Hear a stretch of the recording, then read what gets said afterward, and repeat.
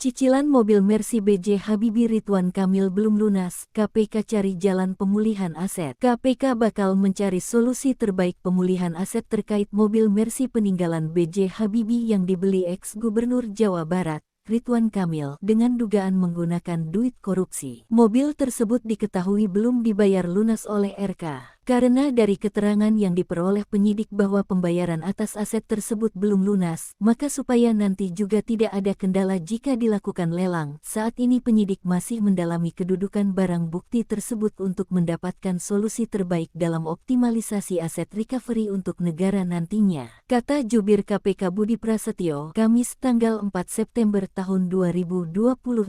Budi juga menjelaskan mekanisme jika Ilham Akbar Habibie mau mobil Mercy peninggalan B.J. Habibie itu balik kepadanya. Dia mengatakan Ilham bisa mendapatkan mobil itu kembali melalui proses lelang barang sitaan KPK jika nantinya majelis hakim memutuskan mobil itu dirampas untuk negara. Sebelumnya, KPK telah memeriksa Ilham Akbar Habibie terkait penjualan mobil Mercy atas nama B.J. Habibie kepada RK. KPK menduga uang yang digunakan oleh RK untuk membeli mobil tersebut berasal dari hasil korupsi. Budi menyebut aset itu sendiri telah disita KPK untuk proses lebih lanjut. KPK juga mengapresiasi Ilham yang telah datang untuk menyampaikan keterangan.